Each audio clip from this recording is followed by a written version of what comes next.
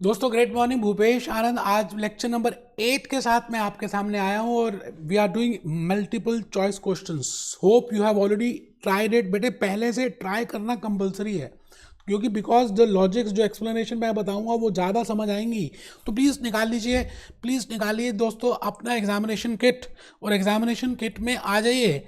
मैं भूपेश आनंद आपके सामने information technology and information system in business का क्वेश्चन नंबर 22 आप ही की एग्जामिनेशन किट का, कैप्लन के एग्जामिनेशन किट का कर रहा हूं। Computers have revolutionised information system for which of the following reasons.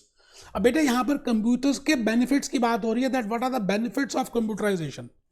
पहला बेनिफिट है accessibility, cost and volume, adaptability, presentation speed. Accessibility, cost and volume. बेटे कॉस्ट तो लगती है, कॉस्ट की वजह से थोड़ी हम कंप्यूटर को करते हैं। तो पहला, first can not be the answer. ठीक है जी, first can not be the answer. Okay, first can not be the answer, तो मैंने फर्स्ट को क्रॉस कर दिया। एडाप्टेबिलिटी, प्रेजेंटेशन एंड स्पीड, ठीक है। Simplicity, accuracy and cost, okay. Complexity, presentation and accuracy. तो मुझे लगता है बेटे डी ज़्यादा बेटर वर्ड है क्योंकि कॉम्प्लेक्स सिचुएशंस को मैनेज कर सकता है बेटे, प्रेजेंटेशन प्रॉपरली आती है और एक्यूरेसी आती है क्योंकि मिस्टेक्स नहीं होती। तो this is the best positive answer which are the following reasons. So this is the reason because of which we generally go for computerization.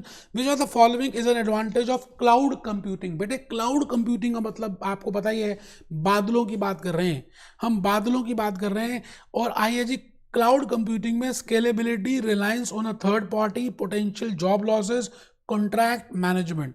तो this is not answer, this is not the answer, this is not the answer. बेटे scalability, आप कहीं भी बैठे हुए कहीं से भी ये ट्रांजैक्शंस कर सकते हैं if you have log in and password. So cloud computing का सबसे बेस्ट बेनिफिट है स्केलेबिलिटी। तो which are the following statements about the use of blockchain technology is true. बेटे आप देखो सेंटेंस है ट्रू, आपको देखना है कि इसमें से कौन सी ठीक है। The use of blockchain technology increases cyber security risk. नहीं बेटे, it decreases cyber security risk because decentralised computers में एंट्री होती है।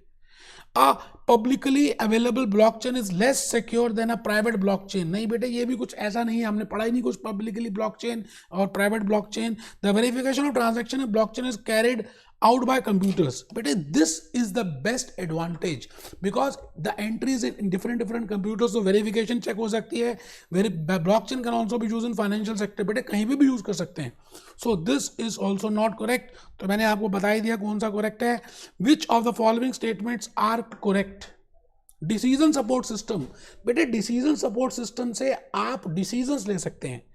contains databases of knowledge and can be used to automated manual decision making such as example processing bank loan applications online। yes बेटे decision support system से उसके बाद so much information is there along with that, so you can easily take the decisions। the TPS database is source of raw information for both executive and decision। no bete, TPS is the output of TPS is the input of MIS। तो बेटे खाली statement 1 correct है, second गलत है, तो ये A is the answer.